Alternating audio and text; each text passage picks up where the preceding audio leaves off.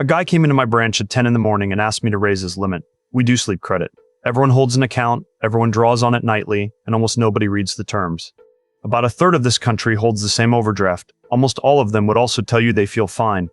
I asked what he was drawing now. 4 hours a night. 4! He said it the way other people say they went to a good school. I'm built different. Everybody who sits in that chair is built different. I pulled up his account. Here's how the product actually works. You're issued a daily allowance of wakefulness. Draw under it and you're square. Draw over it and the difference doesn't evaporate. It goes on the account. And the limit isn't a wellness slogan. Somebody measured it. It's a shade under 16 hours a day. And it's linear. 90 minutes over, 90 minutes on the account. 3 hours over, 3 hours. There's no tier where it stops counting and no rate you can talk your way into. What's the interest rate? There isn't one. That's the part people get wrong. It doesn't grow because it's charged. It grows because you keep adding to it every single day, and what you pay back never quite covers what you drew. So I'm over? Every day, by about 4 hours, and it compounds. Compounding's good though. Not on this side of the ledger. Then I printed his statement, because somebody ran this exact experiment. Healthy adults, 2 weeks, 6 hours a night, and then they measured what fell out of them. After 14 days at 6 hours a night, their attention was as bad as if they'd been awake for a full night straight. One night? That's a Tuesday. It's not an achievement, it's the size of the whole. There was a control group on 8 hours a night, same 14 days, same lab. They barely moved, so it isn't the testing, or the wires, or being watched, it's the hours. 8 hours a night. Must be nice.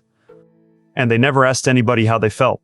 They measured a screen, a light, a button, and how long it takes you to notice. Miss one completely, and that's a lapse. Lapses are the currency here. At his number, 4 hours, those same 2 weeks put attention and working memory at 2 full nights without sleep. His throughput came in at 1.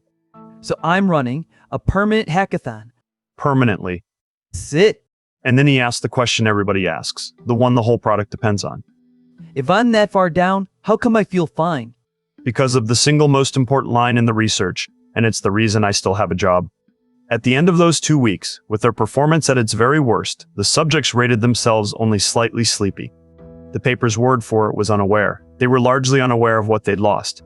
Sit with that for a second. The one instrument you'd use to check this balance, how tired you feel, is the instrument that fails first. So my body just stops telling me. Your body stopped itemizing. It never stopped charging. So it wears off. The feeling wears off, the balance doesn't. You stop receiving statements. You do not stop owing. That isn't a flaw in him or in you. It is the most dependable feature this account has. Honestly, that sounds efficient. It's why nobody visits this desk on purpose. Something else has to bring them. He asked about weekends. They always ask about weekends. I catch up Saturday, Sunday too, if it's been a week. They tested that too. Short sleep all week, then a weekend with as much sleep as you want, then back to the short week. Given unlimited time in bed, the catch-up group recovered 1 extra hour, 1.1. And when they went back to the short week, their insulin sensitivity fell by 9 to 27%. The weekend hadn't protected them from a thing. But I do sleep in. You do. It just doesn't clear. One group got a whole night to recover, 10 hours in bed. After 5 nights at 4, they never made it back to baseline. Another got 3 full nights of 8, still not enough. 3 nights didn't do it? 3 nights didn't do it. And everyone assumes that study was run on somebody weaker than them. It wasn't. Healthy young adults, no jobs to get to, nothing to do but sleep, best possible conditions, and it still didn't clear. That's when I turned the form around. Because the part that matters isn't his balance, it's who else ends up paying it. Stay awake 17 to 19 hours and your performance matches a blood alcohol level of 0.05. Some of your responses run up to 50% slower. You wouldn't sign a contract at that level. You wouldn't accept a diagnosis from someone at that level. But you'll merge onto a motorway at that level most weeks of your life and think absolutely nothing of it. I would never drive drunk. No, you'd just drive. Police reports blame about 2% of fatal crashes on drowsy driving. When the foundation went back and re-examined the data, the real number was 17.6, around 30,000 deaths in 5 years. Nationally, the whole thing runs about $4 and $11 billion a year.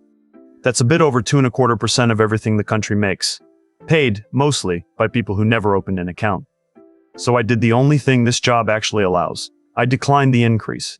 You can't decline it. I'll just take it. And that's the whole business. The limit was never enforced at my counter. It gets enforced later, quietly, by him. He left at 10:15, feeling great. That was the part I couldn't help him with. The feeling was never the balance.